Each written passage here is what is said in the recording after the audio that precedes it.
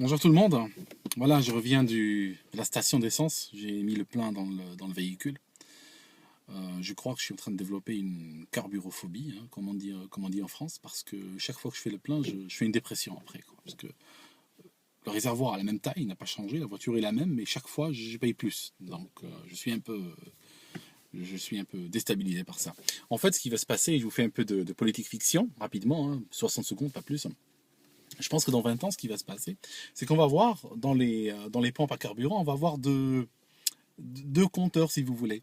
Il y aura le premier qui va compter l'essence, il y aura le deuxième qui va compter la taxe carbone. En fait, la taxe carbone, si vous voulez, n'est rien d'autre que le droit d'utiliser l'essence. C'est un peu comme si tu as une pizzeria, et puis toi, tu vends ta pizza, puis dehors, il y a des gens qui disent à tes clients, OK, tu nous payes le droit d'utiliser la pizza. Pourquoi? Parce que quand tu ouvres le carton de la pizza, ça fait chauffer la planète et on meurt tous. Donc, c'est un peu, si vous voulez, c'est du racket. C'est-à-dire que les Américains qui produisent très peu de pétrole par rapport à leurs besoins et par rapport à la production mondiale, si vous voulez, ils rackettent les clients de pays comme l'Iran et l'Arabie Saoudite. Ça signifie qu'un jour, la plus forte plus-value du pétrole ne viendra pas du pétrole lui-même, mais de la taxe carbone qu'on payera aux Américains. Ça signifie le pauvre Saoudien, il sera bien embêté parce qu'il ne pourra pas vendre son pétrole pour plus que 5 dollars le baril, parce que le pétrole sera inutilisable sous peine de prison si tu ne payes pas 300 ou 400 dollars de taxe carbone par baril. Et donc là on voit bien que c'est juste prendre la valeur de l'énergie, la prendre et la transférer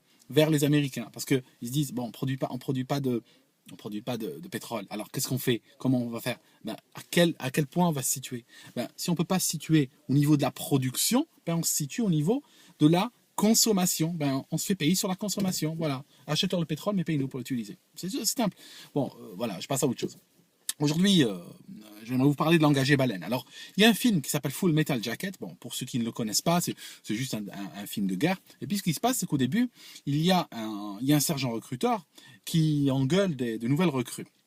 Et ce qui se passe, c'est que parmi ces recrues, il y a ce qu'on appelle la baleine, hein, la recrue baleine. Et en fait, cette recrue-là est un peu lourde, hein, c'est un gars un petit peu limité mentalement, hein, je pense que même c'est un taré. Et ce qui se passe, c'est qu'il fait des conneries. Et alors, que fait le sergent recruteur? Il décide de faire un truc très pervers. Au lieu de punir l'engagé baleine, il dit, chaque fois que l'engagé baleine fait une connerie, moi je punis les autres. Je punis tes collègues. Et qu'est-ce qui se passe? Un jour, ses collègues le détestent tellement qu'ils lui tombent dessus et puis il le massacre dans la nuit. Donc, pourquoi je fais ce parallèle? Parce qu'aujourd'hui, il y a eu 5 violeurs qui ont violé une gamine de 15 ans en Syrie. Et comme ils portent tous des noms du genre Nabil, Mohamed, etc., ils ont tous été libérés par les juges. Voilà, ils ont tous été libérés. C'est bon, ils sont arrivés, viol, qualifiés, etc. Et on les envoie dans la rue. C'est quoi le message? C'est un petit peu la même chose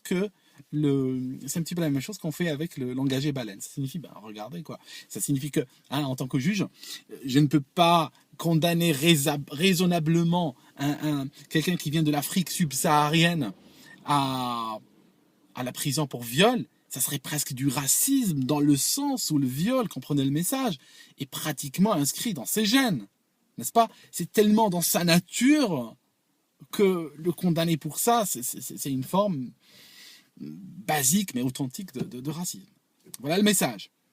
Alors bon, cette communauté, on les a vus égorger des fois leurs filles pour un message sur Facebook, pour une escapade, pour une fugue, pour un soupçon. Et ils appellent ça des crimes d'honneur. Alors bon, moi, je dis que si ces gens avaient, par exemple, comme crime d'honneur, avaient noyé dans un sac ces violeurs, à ce moment-là, je veux dire, on est des humains, mais on aurait compris. On aurait dit, oui, bon, voilà, tu as déshonoré la communauté. En plus, les juges se servent de toi pour nous salir. On va te noyer dans un sac. Voilà.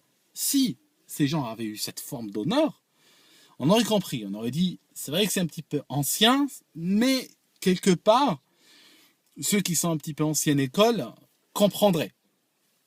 Et à ce moment-là, même ces salopards de juges qui sont en train d'utiliser ce stratagème diraient, putain, ça marche pas. Là, on a un problème, il faut essayer de trouver autre chose.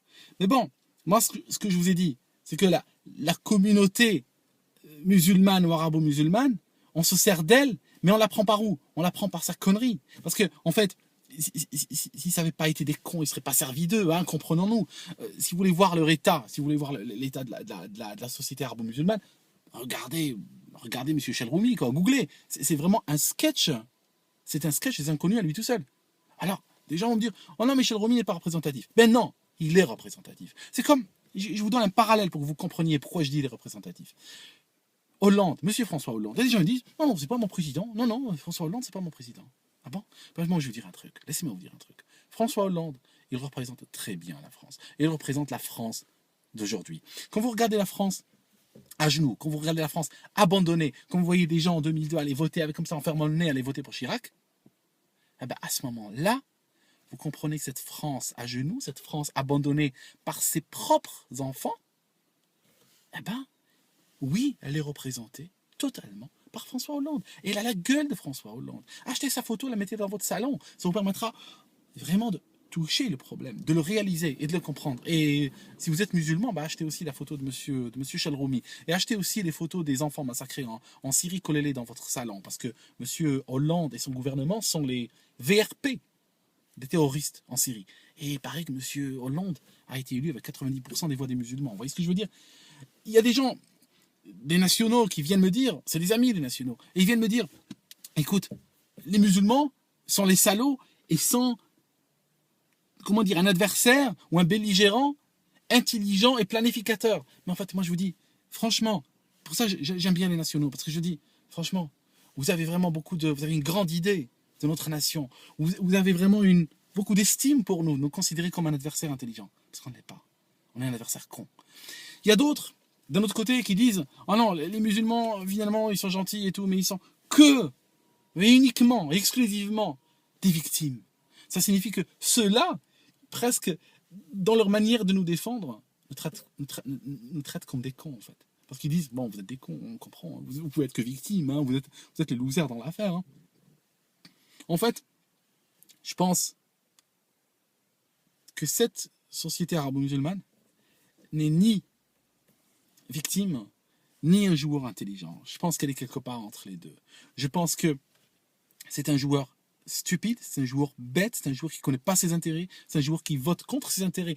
Et dans ce sens-là, il me rappelle un peu les Français. Donc d'accord, vous êtes vraiment du même niveau. Hein. Il faut pas vous prendre vous n'êtes pas plus smart qu'eux dans ce sens-là. Parce que vous êtes en train de vous tirer des balles dans la tête depuis très longtemps. Vous avez de la chance de ne pas être mort. Hein. C'est la baraka, ça, qui vous sauve, qui vous tient encore en vie. Et donc, d'un côté, ils sont des acteurs, mais ils sont aussi crétins et manipulés. Donc, voilà. Moi, je pense que la communauté musulmane, tout en soulignant, c'est vrai, une certaine victimisation ou une certaine manigance, si vous voulez, bien réelle contre eux, ne peuvent pas aujourd'hui faire l'économie d'une auto-critique. Et ça, c'est très important. Voilà. Donc moi, vous savez, je viens d'une communauté, j'aime bien ces gens et c'est pour ça que je les défends. J'aime aussi les nationaux et c'est pour ça que je les défends. Parce que je trouve qu'aujourd'hui, nous vivons dans un monde, si vous regardez, les musulmans et les nationaux sont les affreux. Alors moi, j'aime les affreux, voilà. Et les bons sont les terroristes égorgeurs en Syrie. J'aime pas les bons. Voilà. Je suis tordu, je vous disais, j'ai des phobies, moi. Allez, je vous laisse.